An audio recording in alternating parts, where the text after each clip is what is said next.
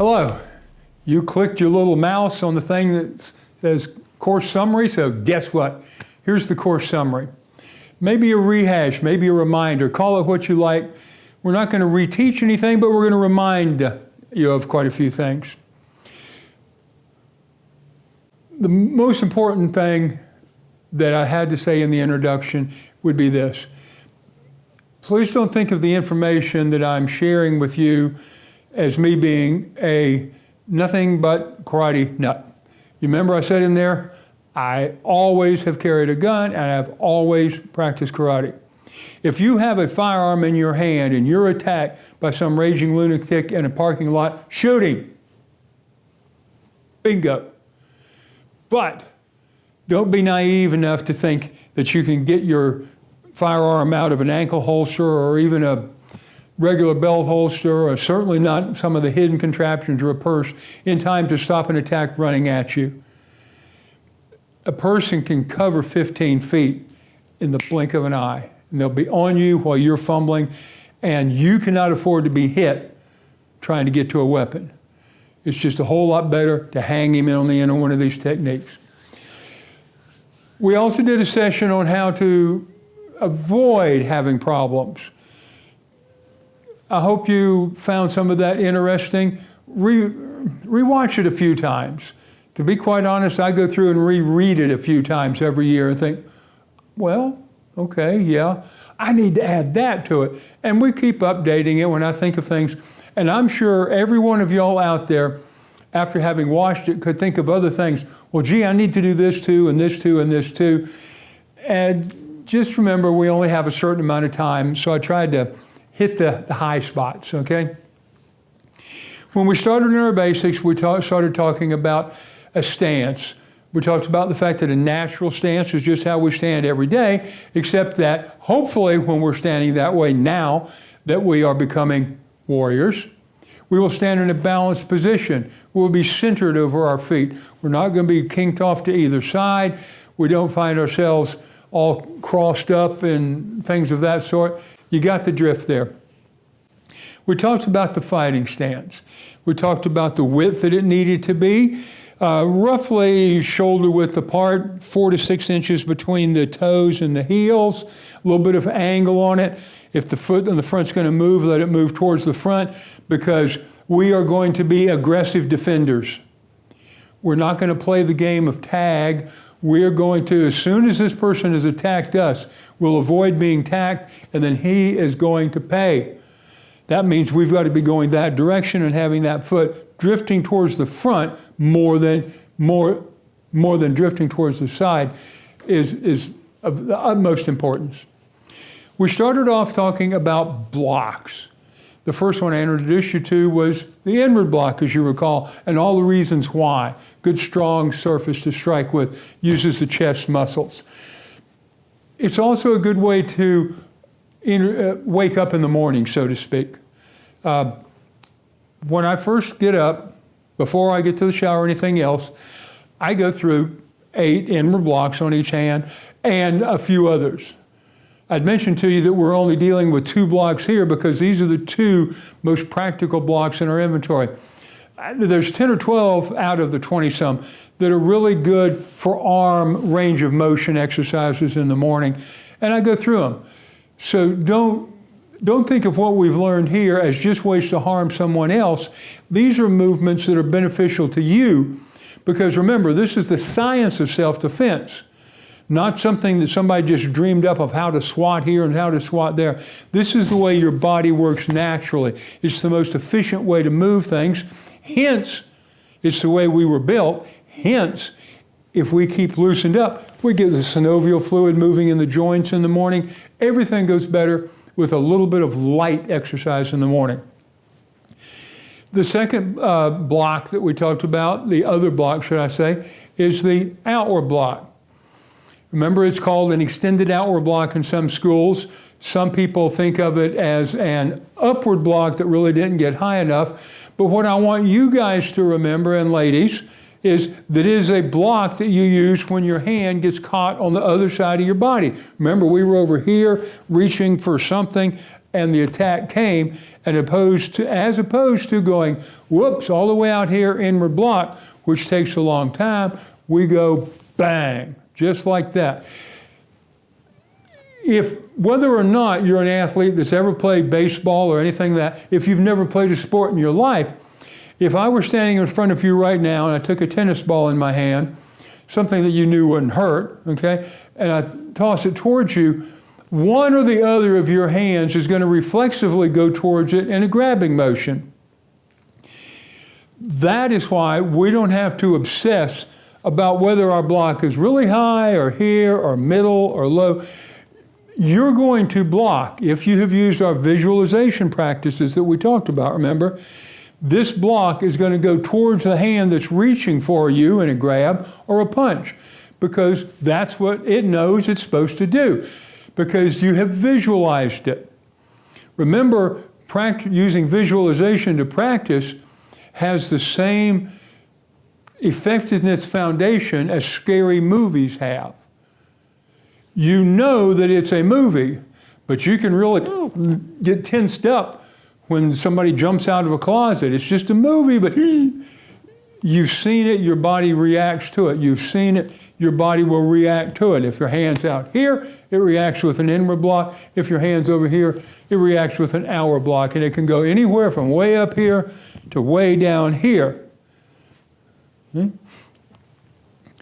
We talked about counter strikes. And we talked about them in particular groupings. After we have delivered an inward block, we described the fact that an inward elbow strike, a good close range strike, is very appropriate. And that is because, remember, the inward block pulls the person, the attacker, into us a little bit, just a little bit. It has a tendency to. And close range inward elbow strike is a very effective weapon to have. It's also a very good weapon to have because it's a fairly large bone out here. And you don't harm it very easily regardless of what you hit. It can be delivered with a lot of power. It has the advantage of rotational energy as well as linear momentum depending on the depth of your attacker. So you just can't go wrong. If you have a strike that only has rotational potential to it, you can't carry it that way. If you have a strike that only has linear potential to it, you can't get the full benefit of a rotation. Now, on most of our strikes, we will combine linear and rotational, but we do it by positioning the body. If you're anchored in one position, okay, after you've gotten somewhere, that's what I'm saying. It's kind of hard to tie the two together. The second counter strike that we talked about in conjunction with the inward block was the knife hand strike. In the follow-up video, we talked about the particulars of the knife hand strike. The bent fingers, the keeping them together, the thumb tucked in, the striking surface, rolling it out, trying to avoid hitting with a bent wrist because of all the risks that go with that. If some of that, what's he talking about? Go back and watch it again. This stuff is free. You don't get charged for watching it. If anything is foggy in your mind, please watch it again. I didn't do this for the exercise. I did this in the belief that there may be just one person out there somewhere that will have either their life or their health saved or that of their family member if they've watched this video and practiced it. Okay? I have no illusions about whether or not I look good on a camera. I know for a fact I don't, but that's not the issue. I want to get the information to you, and more importantly, I want you to believe in what I've been telling you to the point that you practice it. I'm not selling anything, okay? Think of this as a gift. Capitalize on a gift. All right, so we've had an inward elbow, we've had a knife hand, and the final of the techniques that we talked as a really good follow-up is the reverse punch. Now remember, on a reverse punch, the hand is coming straight out. It's making two-knuckle contact. We keep the back of our wrist straight. We don't have a tennis straight. We have a punching straight. We go to full extension, not to be confused with locked out. We do not lean into it or lean back from it. We keep our body good and erect because that's the way we can stabilize our body. If you punch in weird positions, you can literally tear yourself apart. If you kick in weird positions, you can tear yourself apart. Don't do it. We have to have good posture as we strike.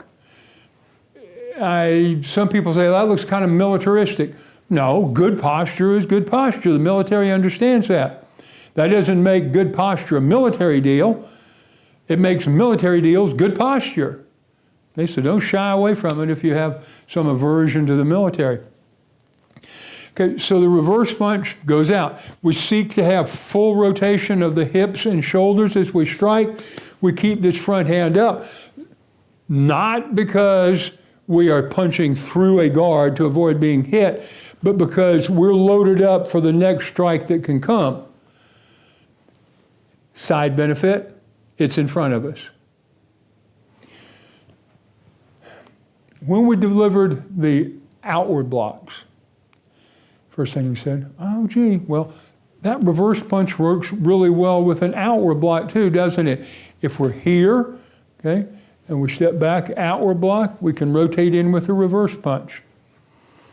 Then we talked about the lunge punch. The lunge punch, as you recall, I'm psyching up on Bob here.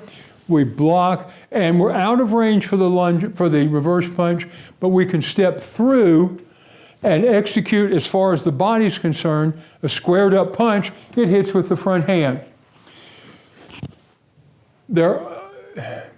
People that compete in point tournaments will use a phrase, throw the punch and go after it, and what they mean is you launch it like this.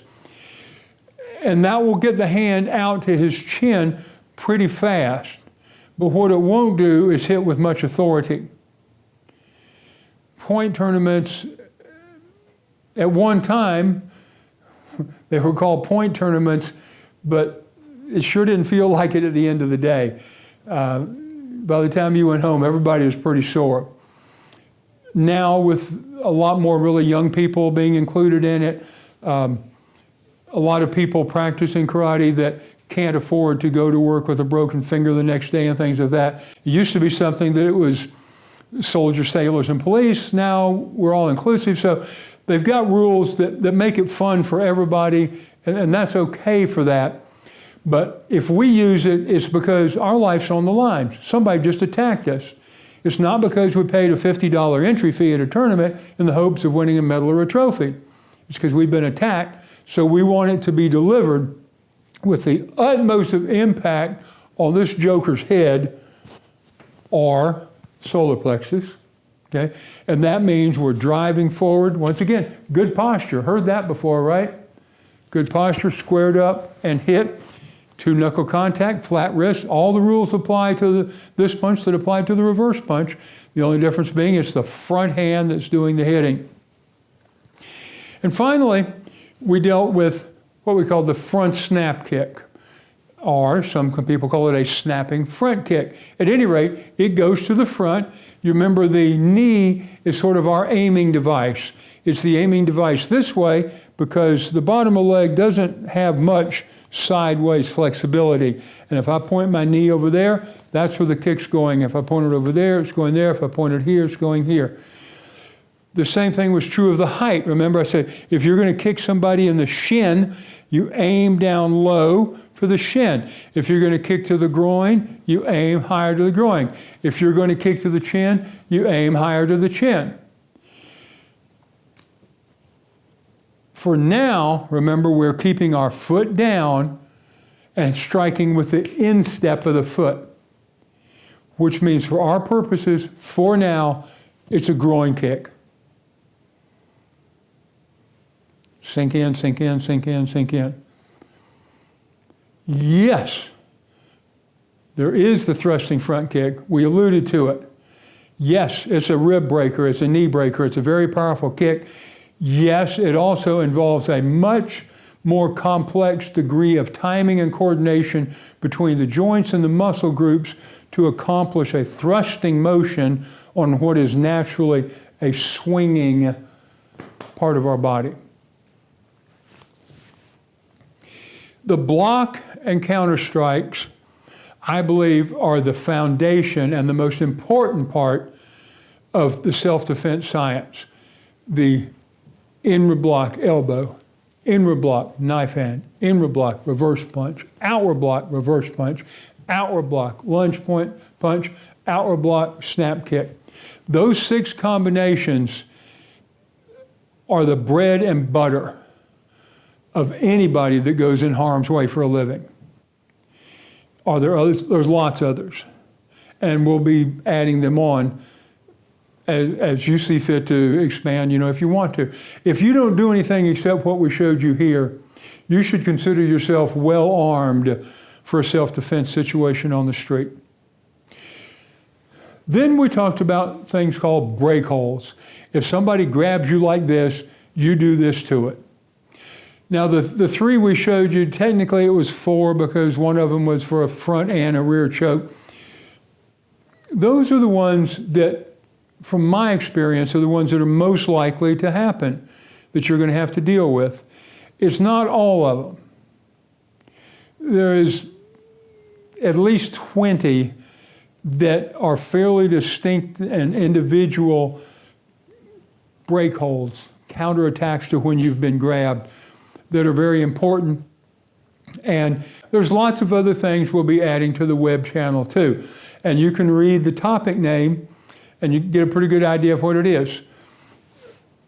For the most part, there's not really a sequence that's involved there. There was a sequence on this one because we wanted to take you from point A, which we had to assume for most of y'all was no experience at all, to point B, that is having a good solid command of a handful, if you will, skills that can be delivered at a high enough level of expertise to make them effective for you to defend yourself or your family with. And that's how we structured the course. So if you've done your practice up to this point, if you've come up with 350 repetitions on all the things we just talked about, now keep in mind, you don't have to continue to practice just stepping back into a fighting stance and doing that as standalone practice, unless you're feeling awkward for some reason about something. You're stepping back, you're executing a block, and you're executing a strike. That's a practice unit. If you've done all of the individual practices I've told you, at this point, the practice units for your block and counter techniques are inward block, inward elbow, both sides. Inward block, knife hand off of both sides. Inward block, reverse punch off of both sides. Outward block, reverse punch off of both sides. Outward block, lunge punch off of both sides. Outward block, snap kick off of both sides. That's just 6 things you have to practice, isn't it? It gets simple all of a sudden. Remember I told you that we have kind of an inverted triangle, an inverted pyramid. We start with one thing. We started with our stance, and we work from that.